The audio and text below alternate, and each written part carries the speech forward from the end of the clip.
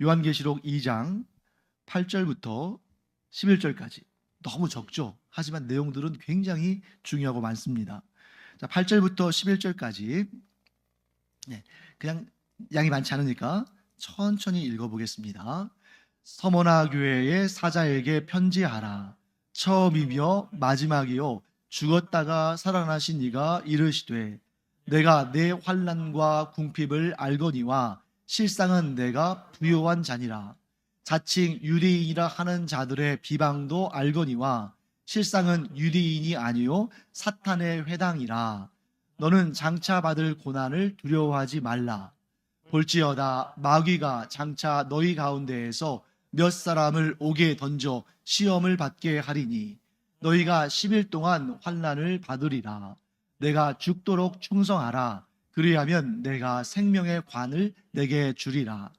귀 있는 자는 성령이 교회들에게 하시는 말씀을 들을지어다.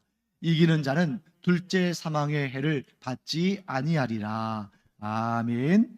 자, 여러분들이 한편으로는 이 자료를 조금 보관하고 싶은 분이나 또 집에 가서 한번 내가 더 복습해야겠다 하시는 분들은 항상 주보 맨 뒷면에 제가 이 요약본을 올려놓고 있으니까요.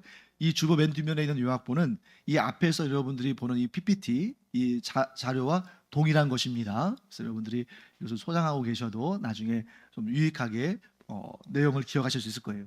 지금 당장 여러분들이 배운다고 해가지고 다 기억하는 건 아니잖아요. 그런데 이 내용을 두 번, 세 번 반복해서 읽다 보면 이제 좀 아주 자연스럽게 익혀질 것입니다. 자, 먼저 지도를 볼까요? 이 지도 지중해라고 써 있죠. 파란색 지중해인데 넓은 바다의 그 대양의 이름이 지중해고 그 지역마다 또 이름들이 있어요. 부분마다 예를 들면 우리나라의 서해, 남해, 동해는 태평양이잖아요. 그렇죠. 태평양이죠. 그런데 태평양으로 안 부르잖아요.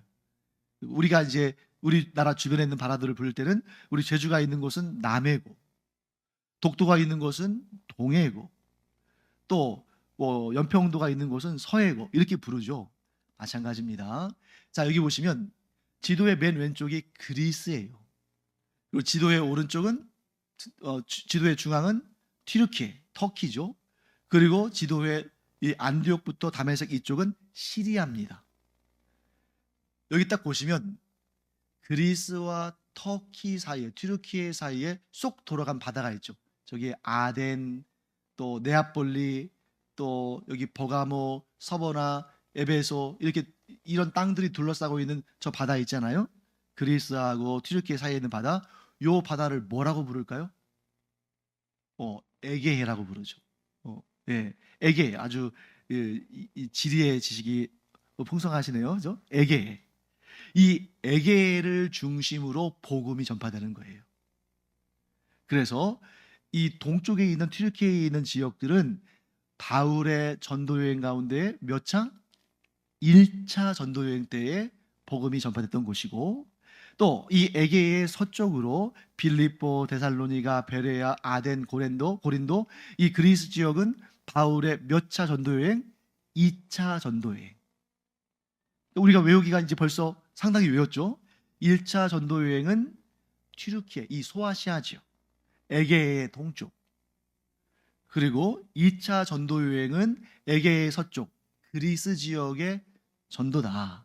이렇게 여러분들이 알아두시면 되겠습니다. 자, 그러면 지난 시간에 우리가 에베소를 공부했죠. 그 에베소에서 북쪽으로 한 64km 정도 올라가면 서머나라는 도시가 있습니다. 오늘은 이 서머나라는 도시에 대해서 공부를 할 계획입니다. 그래서 여기 보시면 여러분, 자, 오른쪽에 보시면 오른쪽 맨 아래에 다메섹이 있죠. 이 다메섹은 어떤 도시로 우리에게 알려져 있습니까? 네, 세계사에서는 다마스커스라고 불리죠. 지금도 다마스커스라고 불리죠. 그런데 다메섹이라고 한 것은 옛날 표현이에요. 옛날 우리 조상들의 표현인데 이 다메섹에서 어떤 일이 일어났죠? 사울이, 즉 바울이 원래 이름이 사울이잖아요. 그럼 바울과 사울의 이름의 차는 뭘까요? 바울, 사울 둘 다 울자 돌림이네요. 근데 완전히 다른 거예요. 사울은 히브리식 이름이고 바울은 헬라식 이름이에요. 그리고 바울이라는 이름의 뜻은 뭘까요? 자, 바울이 원래 사울이잖아요. 이 사울이라는 사람이 자기 그 사울이라는 이름은 자신이 선택한 것입니까? 부모가 지어준 것입니까? 부모가 지어준 거잖아요. 이제 예를 들면 여러분들도 지금 가지고 있는 이름 여러분들이 선택한 이름 아니죠. 부모가 지어진 이름이에요.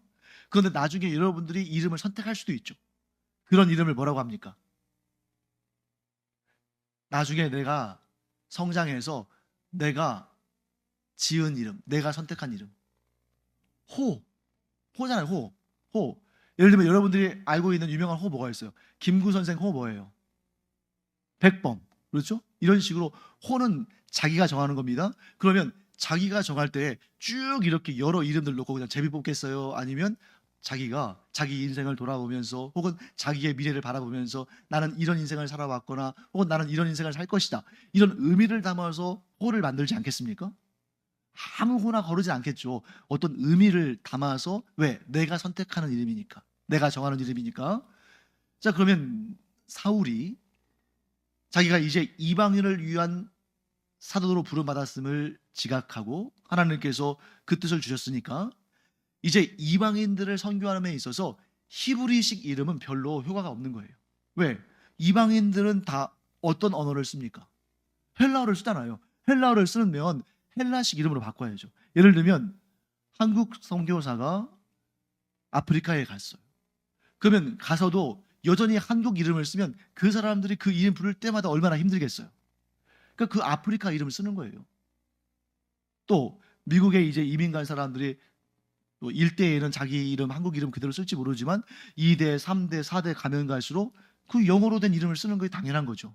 왜? 그 나라에서 태어났고 거기에서 학교 다니고 하니까. 그럼 사울이 바울이라는 이름을 선택할 때는 그 이유가 있을 거 아닙니까? 뭔가 그 이름이 갖고 있는 의미가 자기한테 너무 어울리거나 자기가 원하는 이름이기 때문에 선택했겠죠. 바울은 헬라어인데 그 의미가 작은 자 이런 뜻이에요. 작은 자. 자, 왜 바울이 자기 이름을 작은 자라고 했을까요? 나는 자, 그 바울은 사울이죠. 처음에 사울은 유대인으로서 유대교인으로 살 때는 자기 자랑을 엄청 했을 거예요. 왜냐하면 그가 베냐민 지파였어요. 자, 여러분 아시다시피 이름은 유대인들 같은 경우 이스라엘 사람들은 쓴 이름을 또 쓰고 또 쓰고 하거든요. 그런데 그 쓴 이름을 다른 지파 이름을 갖다 쓰는 경우는 별로 없어요. 내 조상들 이름 중에 갖다 쓰는 거예요. 그래서 여러분들이 나중에 이제 세계 역사를 할지 뭐 여행을 가시면 뭐 루이 14세니 뭐 루이 16세니 똑같은 이름이 뭐 열 몇 명 있었다는 얘기잖아요. 내 선대 왕의 이름 갖다 쓰고 막 그렇게 하는 겁니다. 그러니까 똑같은 이름을 쓴 거예요. 누구와 똑같은 이름? 베냐민 지파의 자랑할 만한 인물 누구예요? 우리가 성경을 볼 때에는 사울 왕이 정말 못된 임금이지만 그래도 왕이잖아요. 그러니까 사울 왕과 똑같은 이름을 쓴 거죠. 왕가의 프라이드가 있는 거죠. 그리고 그가 신분상으로는 어떤 신분이었습니까? 바리새인, 성별된 하나님의 사람. 그리고 유대의 랍비들 가운데 가장 유명한 랍비들 중에 한 명인 가말리엘의 문화에서 율법을 배웠어요. 그러니 사울은 어디 가든 자랑할 만한 사람 아닙니까? 혈통으로는 그래도 이스라엘 최초의 왕인 사울의 집안이고 또 하나님의 율법을 누구보다 잘 알고 잘 가르치는 바리새인이고 거기에다가 가장 유명한 랍비를 스승으로 두고 있고 심지어 사울은 무엇도 있었어요? 로마 시민권도 있었어요. 그러니까 예수님을 만나기 전에는 사울은 너무 자기 자랑할 게 많아요. 그런데 예수님을 만나고 보니까 그 모든 것을 무엇으로 여기게 됩니까? 배설물로 여기고 내 주 예수 그리스도를 아는 지식이 가장 고상한 지식이다. 가장 고상함이라 이렇게 고백하는 자가 되면서 이름을 뭐라고 바꿨습니까? 바울로 바꿔버린 거예요. 파울, 낮은 자, 작은 자. 뭘 하다 여기까지 왔을까요? 네. 네. 그렇게 해서, 네. 하여튼, 지나가겠습니다. 네, 뭐, 다마색 가다가, 예. 다메섹에서 그 사울이 부활하신 예수님을 만나죠. 자, 그 다음에 그 위에서 조금 올라가면 뭐가 있습니까? 안디옥이 있죠. 안디옥 밑에 괄호를 치고 뭐라고 되어 있습니까? 수리아로 되어 있죠. 왜 그럴까요? 안디옥이라는 이름의 도시들이 많았기 때문이에요. 안디옥은 사실 원어로는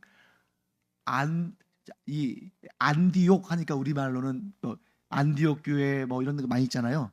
안티오쿠스예요. 근데 정확히 말하면 원어로 말하면 안티오코스. 안티오코스, 안티오쿠스. 왜 발음이 책을 따라 보면 어떤 책은 안티오쿠스라고 되어 있고 어떤 책은 안티오코스라고 되어 있어요. 그 차이가 뭘 것 같으세요? 실수로 그렇게 썼을까요? 자, 여러분들 상식적으로 알아두시면 돼요. 안티오코스 이렇게 오스로 끝나면 이게 헬라어 남성 명사라는 의미입니다. 헬라어 남성 명사의 어미가 오스로 끝나는 경우가 대부분이에요. 그런데 그리스를 정복한 로마의 언어인 라틴어는 남성의 어미가 오스가 아니라 우스예요. 그러니까 안티오코스가 뭐가 돼요? 안티오쿠스가 되는 거죠. 그래서 아미쿠스 하면 뭐 친구 뭐 이런 식으로 되는 거예요. 이런 식으로 안디오코스는 이 당시에 여러 개가 있었는데 안티오코스 왕에게 바쳐진 도시 이런 뜻을 가지고 있어요. 그래서 그런 도시가 여러 군데 있는데 여기는 수리아, 오늘날로 말하면 시리아 지역에 있는 안디옥이다 해서 이렇게 되어 있는 것이고, 저기 빌라델비아, 이고니온 그 사이쯤에 비시디아 안디옥이라는 도시가 또 있어요.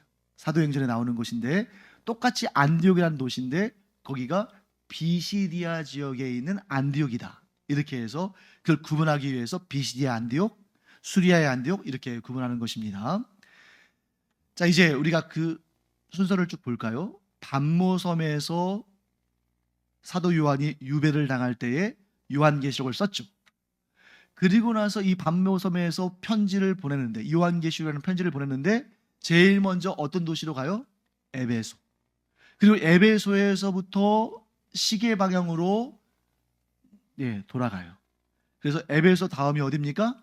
서머나, 그 다음에 버가모, 그 다음에 두아디라, 그 다음에 사대, 그 다음에 빌라델비아, 그 다음에 라오디게아인데 눈썰미 있으신 분들은 아마 짐작하실 거예요.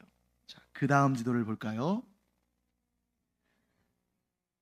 지금 빨간색이 뭘까요?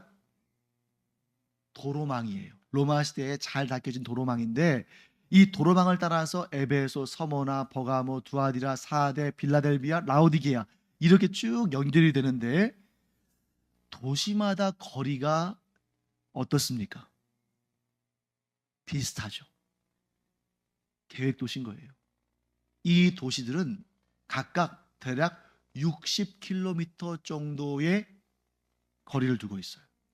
그러면 여러분들이 좀 빠른 걸음으로 런닝머신에서 걸으면 1시간에 몇 킬로 정도 걸을 수 있어요? 5 내지 6킬로죠. 천천히 걸으면 4킬로. 좀 빠르게 속보로 걸으면 한 5 내지 6킬로. 7킬로 넘으면 이제 달려야 되죠. 그러니까 빠른 걸음으로 몇 시간 걸리겠어요? 60킬로면 10시간. 그런데 그렇게 빠른 걸음으로 10시간 걷는 거 쉽지 않잖아요. 말을 타고는 어떨까요? 말을 타고는 한두 시간이면 가겠죠. 이런 것처럼 이 지역들은 어떤 도시냐면 그 거점으로서, 자, 첫 시간에 제가 말씀드렸었는데 무엇이 있는 도시들이다? 우체국이 있는 도시들이다. 그래서 이 지역이 중심 도시로서 이 지역에 요한계시록이 전파되면 그 에베소 교회만 그 책을 보는 것이 아니라 그 주변 지역들 걸어서 이동할 수 있는, 그러니까 이 도시들의 특징은 뭐냐면 그 내에서, 그 권역권 내에서는 걸어서 다닐 수 있는 곳이에요. 그래서 이곳에 예를 들어서 에베소 교회에 요한계시록이 전달이 되면 그 에베소 교회뿐만 아니라 주변 지역에 있는 교회 공동체도 이 요한계시록을 함께 읽을 수 있는 그런 지역들을 말하는 것입니다. 그래서 그 중에 두 번째 서머나 교회를 보겠습니다. 자, 서머나 교회의 역사적 배경과 문화를 한번 볼까요? 자, 오늘날 서머나는 튀르키예에 속한 지역인데 오늘날의 명칭은 이즈미르입니다. 저는 가본 적이 없지만 굉장히 관광에 있어서 좋은 지역이래요. 자, 에베소, 나중에 또 그 내용이 나오니까 또 보겠습니다. 그래서 이 서머나는 에베소에서 북쪽으로 약 64km 정도 떨어져 있는 에게의 연안의 에게의 동쪽의 중요한 항구 도시다. 그래서 동방에서부터 상인들이 무역을 하기 위해서 출발했을 때 이 서머나 지역에 와서 아시아에서의 그 여정을 마무리하고 여기에서 배를 타고 그리스로 넘어가는 거죠. 서머나는 아름답기로 유명하대요. 그래서 이즈미르가 오늘날도 관광에 아주 중요한 지역이랍니다. 언제 한번 갈 기회가 있겠죠. 네. 그래서 이 서머나는 아름답기로 유명해서 어떤 별명을 가지고 있냐면 해 아래 있는 모든 도시들 중에서 가장 아름다운 도시라고 불렸다는 거예요. 자, 이런 명칭을 누가 만들었을까요? 이런 명칭을 누가 지었을까요? 서머나 사람들이 지었겠죠. 그렇지 않습니까? 제주 사람들은 제주가 가장 아름답다고 하겠죠. 예. 그러나 정말 아름답기로 유명한 그런 도시다 하는 거죠. 그래서 서머나 지역에서 통용되는 화폐에는 이런 문구가 써 있다고 해요. 아름다움과 크기에 있어서 아시아 제일. 사실일까요? 사실이 아닐까요? 사실이 아닙니다. 왜 아닐까요? 혹시 기억하십니까? 로마 제국의 3대 도시. 다 잊어버리셨어요? 일단 첫째는 아시겠죠? 로마 제국의 3대 대도시, 3대 도시 첫 번째는 어디겠어요? 로마. 두 번째는요. 두 번째는 의외로 아프리카에 있다고 그랬죠. 아프리카의 카이로가 아니에요. 아프리카의 지중해 연안 도시 알렉산드리아. 알렉산더 대왕의 도시 이런 뜻이었죠. 그 도시 역시 알렉산더 대왕이 알렉산드로스죠. 알렉산더 대왕이 아프리카를 정복하면서 이집트를 정복하면서 자기 이름을 따서 지은 도시죠. 세 번째 도시는 어디예요? 아까 지도에 나왔었는데 안디옥. 비시디아 안디옥입니까? 수리아 안디옥입니까? 수리아의 안디옥. 그러니까 이 로마의 3대 도시는 유럽의 로마, 아프리카의 알렉산드리아, 아시아의 안디옥 이렇게 돼요. 자, 그런데 거기에서 항상 보면 세계 3대 뭐 하면은 아쉬워 가지고 꼭 세계 4대, 뭐 5대, 7대 막 이렇게 또 덧붙이잖아요.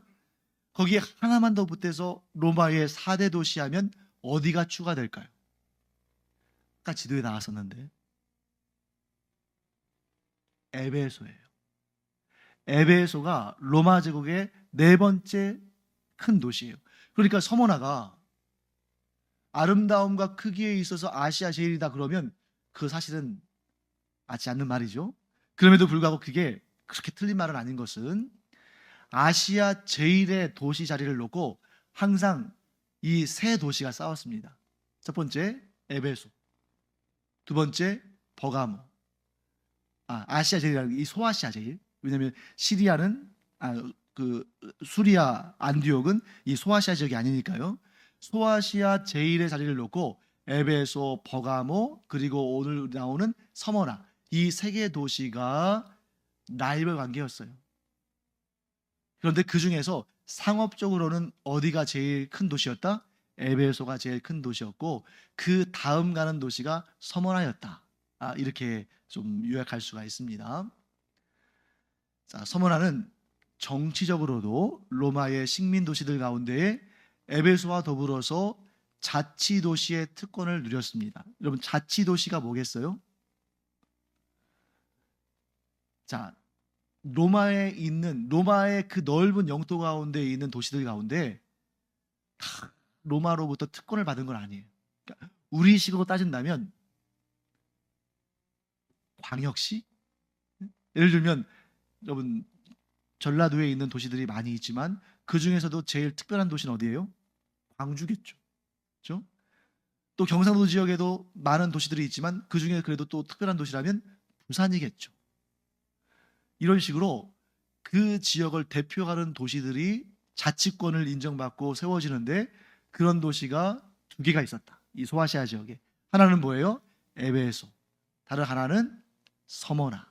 이렇게 됩니다. 그래서 몇 가지 이제 역사적인 특징들이 있는데 주전 195년 로마의 여신을 위한 최초의 신전이 건축됐다. 자, 로마의 첫 번째 신전이라는 뜻이 아니에요. 여신 단독을 위한, 그러니까 뭐 여러 신들을 섬긴 그런 뭐 만신전 이런 데가 아니라 단독 신전 가운데 로마의 여신을 위한 단독 신전으로서 처음으로 세워진 것이 이 서머나에 있는 키벨레 여신의 신전이다 하는 건데요. 키벨레는 어떤 의미냐면 높은 산의 어머니라는 뜻을 가지고 있어요. 그래서 사진 한번 가져와 봤습니다. 네, 제 사진은 좀 지워주세요. 네. 자, 뭘 타고 있어요? 사자를 타고 있죠.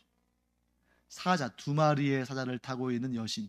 그런데 이 여신상은 고대 그리스 시대나 또 이 2000년 전에 이 바울이 선교 여행을 다니던 그때에 있었던 것은 아니겠죠.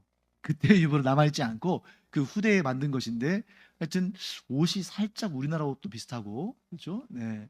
그래서 이 여인이 키벨레 여신이다 하는 겁니다.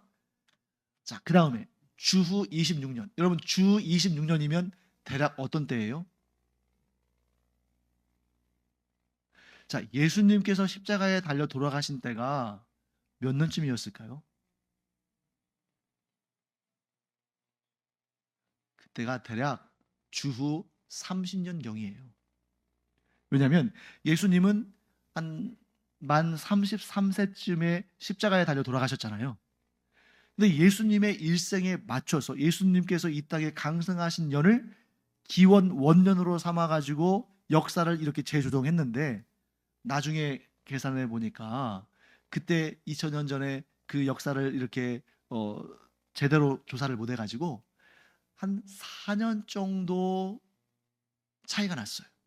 그래서 예수님께서 이 땅에 강생하신 해를 AD 1년, 즉 주후 1년, 기원 1년, 또 서기 1년 이런 식으로 표현했는데 좀 더 자세히 연구해 보니까 그 취지는 좋은데 실제로 예수님께서 이 땅에 강생하신 해는 주전 4년쯤이더라. 자, 그러면 그런 것을 감안해 본다면 예수님께서 십자가에 돌아가신 해가 몇 년쯤이에요? 대략 주후 29년에서 30년쯤이죠.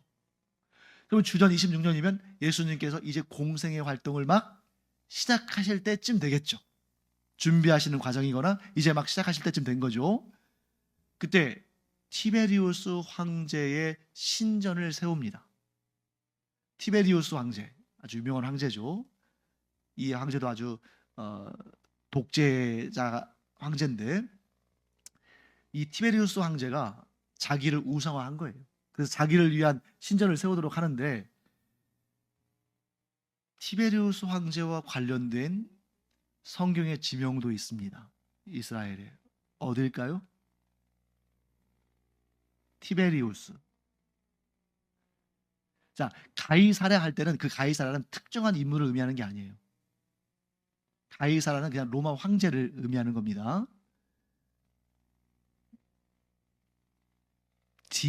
디베랴 호수. 들어보셨죠? 디베랴. 어디 호수를 디베랴 호수라고 할까요? 갈릴리 호수는 이름이 많아요. 갈릴리 호수, 디베랴 호수, 긴네렛 호수, 아주 이름이 많아요. 그런데 이 중에 디베랴 호수라고 이름을 한 이유는 뭐냐면 그 호수를 원래 갈릴리 호수인데 그 호수를 누구한테 갖다 바쳤다는 거예요? 티베리우스 황제한테 갖다 바쳤다는 거죠. 그런데 그 당시에 이제 티베리우스 황제의 신전을 세울 때에 도시들 어떤 도시에 세울 것인가 하는 것을 선정하는데 마치 오늘날로 따지면 월드컵 개최국이나 올림픽 개최국을 이렇게 선정할 때 여러 나라들이 막 서로 하겠다고 막 이렇게 입후보 하잖아요. 그런 것처럼 여러 도시들이 우리 도시에 내가 사는 우리 도시에 이 티베리우스 황제의 신전이 세워지면 우리가 더 빛나고 우리가 이 도시의 이름이 더 알려질 것이다 해가지고 많은 도시들이 후보 신청을 하는데, 그 중에서 아시아 최초로 티베리우스 황제의 신전을 건축하게 된 곳이 어디라고요? 서머나. 아마 제 생각에는 이 에베소하고 많이 이렇게 좀 경쟁했을 거예요. 그런데 결국 어디가 이 티베리우스 황제의 신전을 유치합니까? 서머나가 유치했다 하는 것입니다. 자, 그러면 이런 사실도 우리가 유추할 수 있겠죠. 아시아에서 최초로 티베리우스 황제의 신전을 건축하게 되었다면 그만큼 그 도시는 무슨 숭배의 중심지가 되겠어요? 황제 숭배. 황제 숭배의 중심지로 자리매김할 수밖에 없다. 이렇게 볼 수 있습니다. 첫 번째 볼까요? 서머나 교회의 가장 큰 특징은 무엇을 받는 교회였다고요? 고난을 받는 교회였다. 여러분, 반갑지 않은 소식이죠. 자, 너희에게 내가 고난을 주겠다. 그럼 누가 반가워하겠어요? 그런데 서머나 교회는 다른 6개의 교회들도 고난을 당했지만, 이 서머나 교회의 특징으로 첫 번째를 고난을 꼽는다는 얘기는 그 7개의 교회들 가운데 가장 고난이 극심했다는 것을 의미하죠. 자, 서머나 교회가 고난으로 대표되는 교회인데 그 고난은 크게 4가지로 분류가 됩니다. 첫째, 가난. 지긋지긋한 가난. 서머나 자체는 부유한 도시였어요. 동방에서 오는 무역의 종점이고, 거기에서 배로 물건을 실어서 유럽으로, 그리스로 가고, 또 유럽 그리스에서 오는 그 물질들이, 그런 값비싼 물건들이 이 서머나로 오고, 서머나 사람들이 또 그걸 또 갖다 팔고, 그러니까 이 무역의 중심지고 돈이 많은 부유한 도시였어요. 그런데 그리스도인들은 상대적으로 가난했다. 부익부 빈익빈인 사회에서 그리스도인들은 부유한 서머나 사람들에 비해서, 우상을 섬기는 그 사람들에 비해서 훨씬 가난했다 하는 것입니다. 둘째, 비방을 당했다. 자칭 유대인이라 하는 자들로부터 많은 비방을 받았다. 여기서 말하는 자칭 유대인들은 어떤 사람들일까요? 그리스도인들일까요? 아니면 유대교인들일까요? 이게 좀 어려운 부분이에요. 일단 유대교인들의 가능성이 큽니다. 그런데 만일 여기서 말하는 유대인들이 그리스도인들이었다면, 우리가 지난번 에베소 교회 이야기할 때 나눈 것처럼, 또 사도행전 우리가 지금 계속 아침에 오늘의 예배 때 공부하는데 거기도 나오는 내용이죠.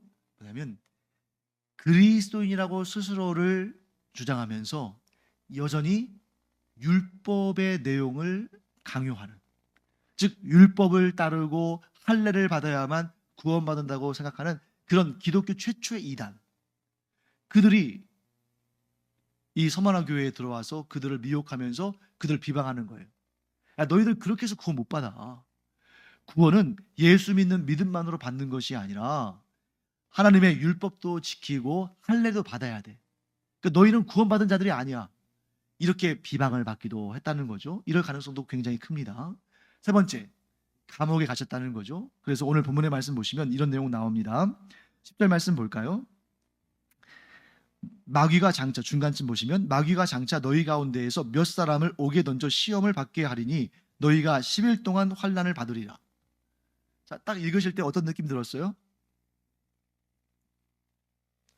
고난을 받는다고 말하고는 있는데 고난치고는 좀 가볍다는 생각 들지 않나요? 예, 며칠 동안 감옥에 갇힌다고요? 10일 동안. 10일이면 그냥 눈 찔끔 감고 있다가 올만도 한 것 같지 않아요? 그런데 요한계시록은 어떤 경우는 문자 그대로 설명하는 부분이 있지만 대부분의 경우는, 특히 이 숫자의 경우는 상징적인 표현을 많이 쓰죠. 자, 그러면 이 10 어떤 의미일까요? 자, 제가 여러분들에게 여러 번 말씀드렸죠. 완전수는 하나가 아니라 여러 개였습니다. 대표적인 완전수가 1, 3, 4, 7, 10 이렇게 되죠. 그리고 12. 10이라는 완전수 어떤 의미일까요? 7 플러스 3도 되겠죠. 10은 꽉 차다. 자, 손가락이 10개 꽉 찼잖아요. 발가락도 10개 꽉 찼죠. 이런 것처럼 10은 꽉 찬 것을 의미해요. 그리고 이 꽉 찬 10이 4번 반복될 때 어떻게 되는 거예요? 40일, 40년 이렇게 되는 거죠.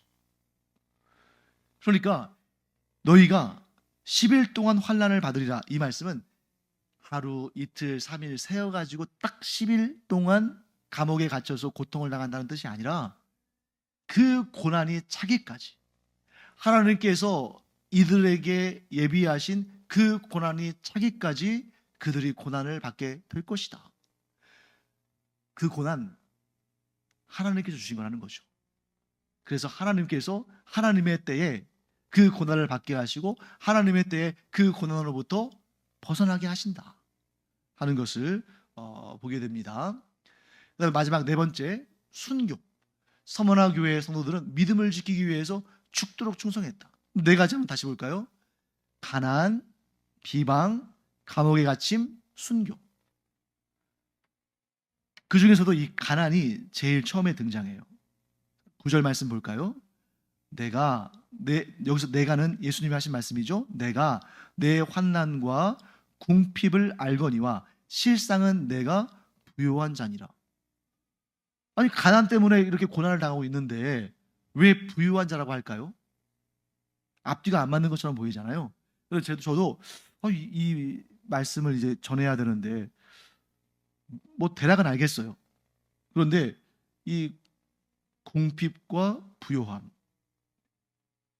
이 어울리지 않는 쌍, 이걸 어떻게 해석할 수 있는가? 그런데 제가 이제 어떤 분의 간증을 들었습니다. 지난 한 주간에 어떤 분의 간증을 들었어요. 그런데 그분이 이렇게 간증하는 걸 봤어요. 너무 가난하고 너무 힘드니까 교회에서 철야 기도를 하면서 그렇게 하나님께 울면서 하나님께 하소연을 했답니다.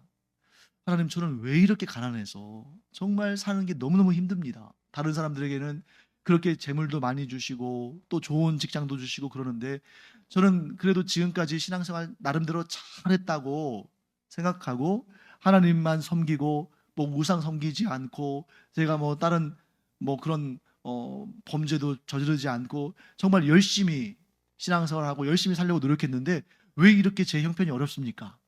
그렇게 막 하나님께 하소연하면서 기도를 하는데 그러다가 하나님이 주시는 감동을 받은 거예요. 하나님의 음성을 들은 겁니다. 하나님께서 이렇게 말씀하시더라는 거예요. 내가 너에게 준 아주 소중한 것이 있다. 나는 너에게 가난을 재산으로 주었다. 이렇게 말씀하시더라는 거예요. 내가 너에게 가난을 재산으로 주었다. 그러니까 그 말씀을 듣는 순간, 그 감동을 받는 순간 너무 화가 나가지고 기도를 쉬었대요. 그냥 기도를 안 해버렸대요. 아니, 어떻게 하나님께서 나한테 이렇게 말씀하실 수 있는가 하고 이거 막 화가 나고 삐쳐가지고 기도를 하지 않았대요. 그런데 그리고 나서 곰곰이 생각해 보면서 자기가 이것이구나 하고 깨닫고 하나님께 회개하고 하나님 앞에 더 헌신하게 됐다는 거죠. 왜 그러냐면 자기가 자기 자신을 돌아봤답니다. 그랬더니 자신은 부유하게 살았으면 하나님을 섬기지 않았을 것 같더래요. 그 전까지는 자기 자신을 돌아보지 않고 그저 하나님께 매달려서 하나님 왜 이렇게 저를 가난하게 하십니까? 저에게 또 물질의 복도 좀 주시고 또 이런저런 좋은 것도 맡겨주시고 그러면 제가 얼마든지 주님을 위해서 충성할 텐데 왜 저에게는 이런 가난을 주셨습니까? 하나님께서 뭐라고 하셨다고요? 내가 너에게 가난을 재산으로 줬다.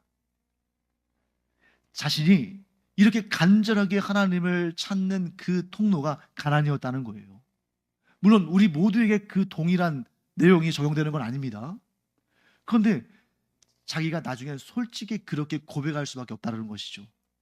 내가 내 자신을 솔직히 돌아보니까 나는 부유했으면 하나님 안 믿었을 것 같다. 나는 재산이 넉넉히 있었으면 하나님을 향해서 이렇게 간절하지 않았을 것 같다. 그러면서 하나님의 그 말씀을 아멘으로 받았다는 거예요. 하나님께서 가난을 나에게 재산으로 주셨구나. 우리 각자도 마찬가지일 겁니다. 우리가 가지고 있지 않은 그 무엇, 혹은 우리에게 있어서 가장 약한 그 부분이 하나님께서 나에게 주신 가장 좋은 것일 수 있다. 무엇하기 위해서 하나님을 간절히 찾도록, 또 죄악에 물들지 않고 하나님을 향해서 이렇게 바르게 신앙생활을 계속할 수 있는 나를 지켜주는 그러한 도구로 하나님께서 주신 것일 수 있다. 바울에게는 그게 뭐였습니까? 육신의 건강이었죠. 육신의 가시였습니다. 육신의 가시 때문에 늘 건강하지 못했잖아요. 그런데 오히려 하나님께서 바울에게 깨달음을 주셨죠. 그래서 바울이 뭐라고 고백합니까? 내가 하나님께로부터 받은 계시가 너무너무 어마어마한 것이어서 내가 무엇하지 않도록? 자고하지 않도록. 무슨 뜻입니까? 내가 교만하지 않도록 하나님께서, 자고는 스스로 자자에 높을 꽃자예요. 스스로 높이지 않도록 하나님께서 나에게 이 육신의 가시를 두고 떠나지 않게 하시는구나. 그것을 알고 나니까 그가 더 이상 그 육신의 가시, 그 질병을 거두어 가시기를 하나님께 요청하지 않게 되는 거죠. 아마 여러분들 다 하나씩 있을 거예요. 제가 여러분들 한 번씩 나오셔서 발표하라고 하지 않을 테지만 여러분들 한번 생각해 보세요. 내가 이것 때문에 너무 마음 상하고 골치 아프고 늘 거리끼고 힘들고 고통을 당했는데 오히려 이것이 있으므로 내가 하나님을 더 간절히 찾았구나. 하나님을 떠나지 않았구나. 이것이 하나님과 나 사이에 연결점이 되었구나 하는 걸 느낄 만한 것이 분명히 있을 겁니다. 서머나 교회에는 그게 뭐라고요? 가난이었다. 너무너무 가난했어요. 그런데 예수님께서 뭐라고 말씀하십니까? 내가 내 환난과 궁핍을 알거니와, 네가 지금 어려움 당하고 가난하다는 거 내가 안다. 그런데 실상은 네가 부유한 자다. 네가 그 환난과 궁핍이 있기 까닭에 네가 영적으로 더 풍성해지고 네가 더 하나님을 친밀하게 만나고 하나님께 더 간절한 이런 오늘날의 너의 모습이 그래서 있는 것이다 하고 말씀하시는 것입니다. 네, 그 다음 볼까요? 네, 서머나 교회가 이처럼 극심한 고난을 받은 이유, 가난하고 비방당하고 옥에 갇히고 순교당하고 이러한 극심한 고난을 받은 이유는 무엇 때문이었어요? 황제 숭배를 거부했다. 황제를 신격화하는 그러한 숭배의 유혹을 거부했기 때문이다. 만약 이 서머나 교회 성도들이 황제 숭배를 그냥 좋은 게 좋은 거야 하면서 했다면 그들 가난하지 않을 수 있었어요. 왜냐하면 요한계시록에 나오는 이 믿는 자들에 대한 가장 큰 형벌 중에 하나가 뭐냐면 매매를 못하게 하는 거였거든요. 그래서 제가 여러 번 말씀드렸죠. 황제 신전에 가서 1년에 딱 한 번 황제는 나의 신이다 라고 고백하면 증서를 써주고, 이 증서가 있어야만 공식적으로 물건을 매매할 수 있다고 말씀드렸잖아요. 그래서 그것을 상징적인 용어로 뭐라고 표현했습니까? 짐승의 표, 매매권 증서. 그런데 이 서머나 교회 성도들은 황제를 숭배합니까? 하지 않습니까? 안 해요. 그러니까 이걸 뭘 못 받아요? 매매 증서를 못 받아요. 그러니까 시장에 가서 공식적으로 장사도 할 수 없고 물건을 살 수도 없어요. 그러니 가난할 수밖에. 로마는 자신들이 식민 지배하는 나라나 민족의 종교의 자유를 인정했어요. 이게 로마의 특징입니다. 로마는 정치적으로나 군사적으로는 아주 혹독했습니다. 그런데 종교와 문화와 언어에 있어서는 상대적으로 좀 여유롭게 대해줬어요. 그렇기 때문에 헬라어가 지금까지 존재하는 겁니다. 만일 로마가 헬라의 문화와 헬라의 언어를 탄압하기 위해서 그걸 금지령을 내리고 무조건 라틴어만 쓰게 했다면 오늘날 우리 헬라어를 알지 못할 거예요. 헬라가 없어졌을 겁니다. 헬라가 없어지면 어떤 문제가 생길까요? 신약 성경도 읽을 수가 없어요. 신약 성경도 못 읽는 거예요. 헬라어로 되어 있으니까. 하나님께서 로마 제국을 그렇게 주장하신 거죠. 문화, 언어, 종교에 있어서는 좀 이렇게 압박을 하지 않도록. 그런데 딱 한 가지. 각 나라와 각 민족, 식민 지배를 받는 각 나라와 각 민족이 자기들의 고유의 종교를 믿고 따를 수 있도록 허용해 줬지만 딱 한 가지.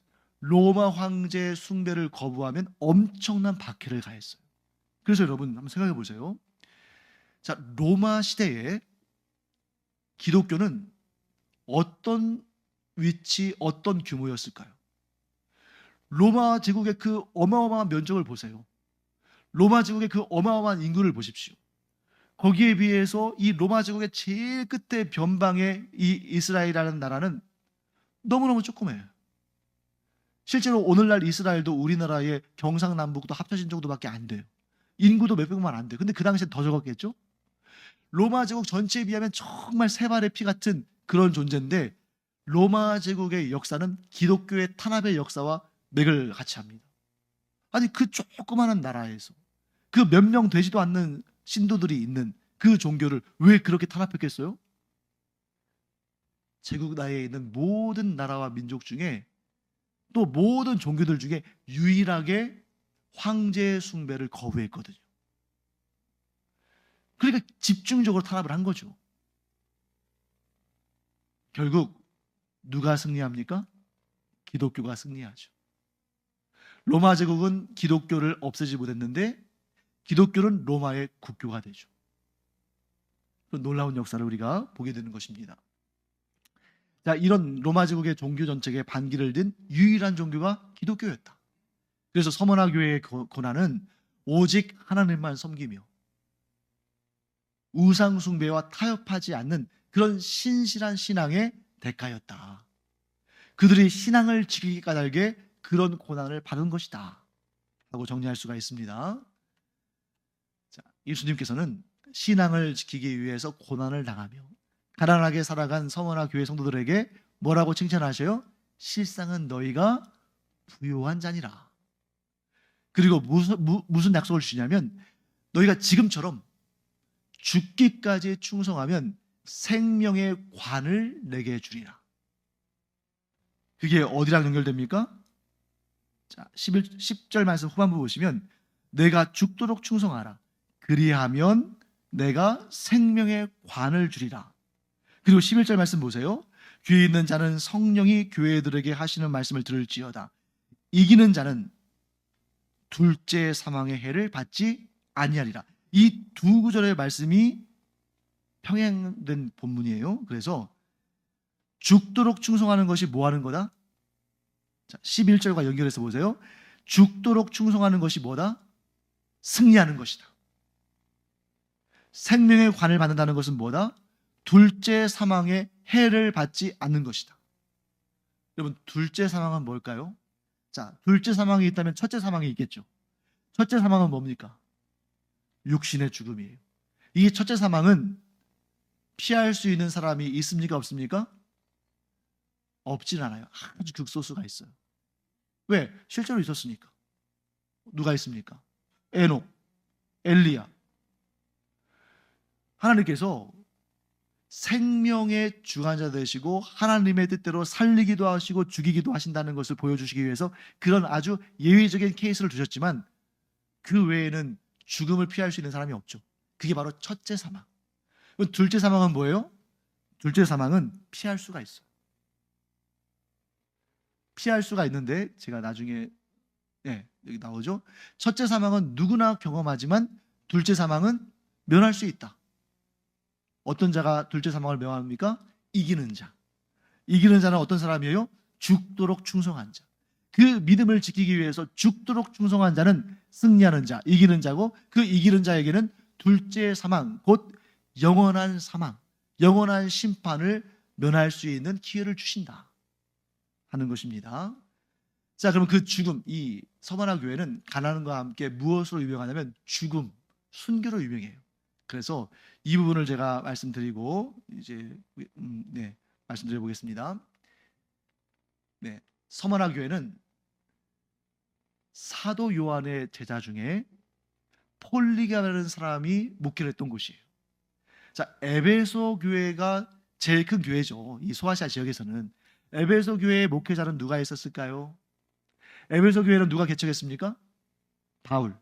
그 다음에 바울의 뒤를 이어서 에베소 교회를 목회한 지도자는 누구예요? 디모데. 바울이 아들처럼 여겨서 중요하게 이 에베소 교회가 중요하니까 첫 번째 되는 교회니까 거기에 목회자로 세웠는데, 디모데 다음의 목회자는 누굴까요? 바로 사도 요한입니다. 사도 요한이 반모섬에서 유배 생활하면서 요한계시록을 썼잖아요. 그 다음에 잠깐 놓여서 반모섬에서 가장 가까운 곳이 어디예요? 에베소잖아요. 에베소에서 교회를 목회하고 하나님 말씀 전하고 하다가 거기에서 잡혀서 순교를 당해요. 사도 요한이 순교를 당하죠. 그 다음에 사도 요한의 제자 중에 한 사람이 폴리갑이라는 사람인데, 이 사람이 서머나 교회에 가서 목회를 해요. 가깝잖아요. 그런데 이 폴리갑은 뭐라고 불리냐면 속사도 또는 교부라고 불리는데, 가톨릭에서는 교부라고 주로 칭하고 우리는 속사도로 가는데, 이 속사도에서 속자가 무슨 속자일까요? 이을 속자. 예를 들면 우리 속편할 때, 드라마 나올 때 그 속편하고 나오잖아요. 누굴 이어요?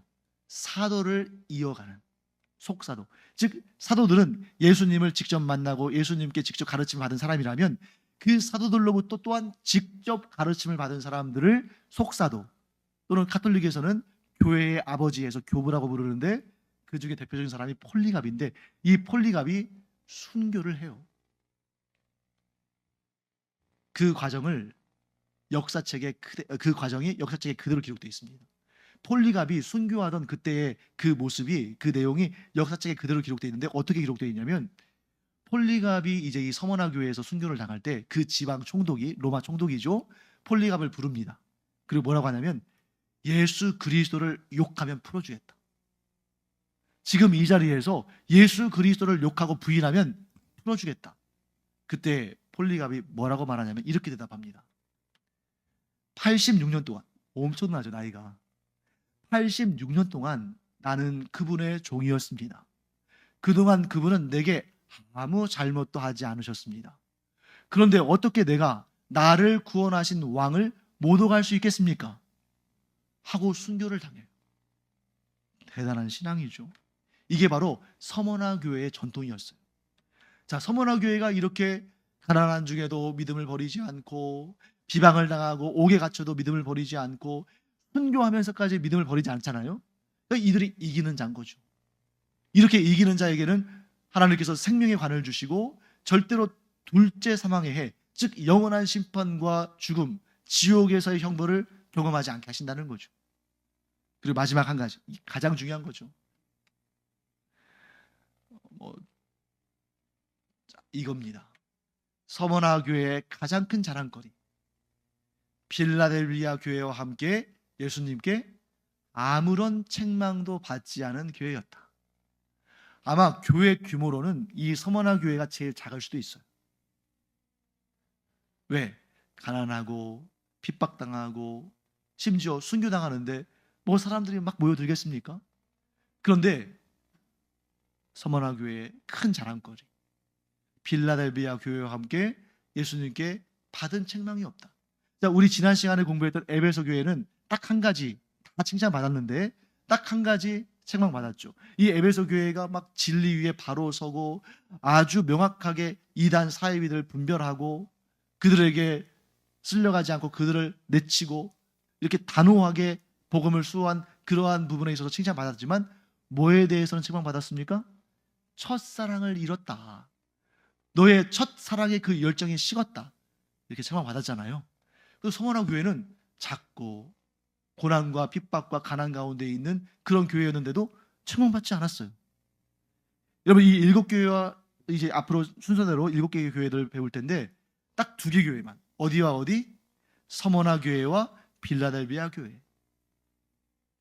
그나마 빌라델비아 교회는 좀 규모도 있고 큰 교회인데 서머나 교회는 작고 가난하고 핍박당하고 순교의 그런 고난을 당한 교회잖아요. 그런데도 예수님께서 오히려 네가 실상은 부유한 자다. 너에게 생명의 관을 주겠다. 네가 승리자다. 둘째 사망의 해를 받지 않는다. 이런 칭찬만 하시고 책망이 없었다. 사랑하는 성도 여러분, 우리가 이 서머나 교회처럼 교회의 규모나 뭐 사역이나 이런 것도 중요하겠지만 일단 제일 중요한 게 뭡니까? 주님께 책망받을 일이 없는 교회가 얼마나 복된 교회인가. 그래서 우리 신제주 강림교회 공동체 또 우리 모든 성도님들 한 분 한 분이 나중에 주님 앞에 설 때 칭찬만 받고 책망받을 일이 없기를 간절히 축원합니다. 그 우리의 소원이 돼야죠. 그래서 우리가 하나님께서 기뻐하시는 일들도 적극적으로 열심히 해야 되지만 하나님께서 근심할 만한 일, 예수님께서 책망하실 만한 일 하지 않는 것도 중요하다. 내가 적극적으로 무엇인가를 하는 것도 중요하지만 내가 적극적으로 무엇인가를 하지 않는 것도 중요한데 하나님께 근심이 되는 일이나 예수님께 책망받을 일을 하지 않는 그러한 서머나 교회 성도들과 같은 그런 복된 우리들 되기를 간절히 축원합니다. 기도하겠습니다. 하나님, 서머나 교회를 공부하면서 저희가 참 깨닫는 바가 있습니다. 나의 형편이 어렵고 힘들고 여러 가지 문제가 있고 또 가난하고 병들고 고난 가운데 있다 할지라도 하나님을 향한 믿음을 저버리지 않고 끝까지 하나님만 믿고 따르고 섬기면 주님께서 실상은 네가 부유한 자다. 실상은 네가 승리한 자다. 실상은 네가 참 복된 자다 하고 칭찬하여 주실 줄 믿습니다. 그러므로 하나님, 저희가 하나님께서 기뻐하실 일은 힘있게 열심히 있게 행하게 하여 주시옵시고 하나님께서 근심하시거나 하나님께서 기뻐하지 않으시는 일은 아예 하지 않으므로 하나님 앞에 서는 날 칭찬만 받고 책망은 받지 않는 그런 삶을 살기를 간절히 원합니다. 저희는 연약하고 부족하여 참 마음의 소원은 있는데 몸이 따르지 않는 경우가 많습니다. 그러므로 성령께서 저희와 함께하여 주셔서 이 마음의 소원을 이루어낼 수 있도록 저희에게 새 힘을 허락하여 주시옵소서. 이렇게 하나님 말씀 듣고 공부하는 성도들 칭찬하여 주시고 하나님 날마다 승리하며 하나님께 영광 올려드리며 하나님께 상 받고 복 받는 삶을 살도록 늘 지켜주시고 인도하여 주시옵소서. 돌아가는 발걸음도 안전하게 지켜주시기를 원하오며 예수님의 이름으로 축복하며 기도합니다. 아멘. 지금은 우리 주 예수 그리스도의 은혜와 하나님 아버지의 무한하신 사랑과 성령의 감동, 감화, 위로 충만하심이 이 시간 서머나 교회 성도들과 같이 주님께 칭찬만 받을 뿐 책망받을 일이 없는 삶을 살기를 원하는 모든 성도들 위해 이제로부터 영원토록 함께 있을지어다. 아멘.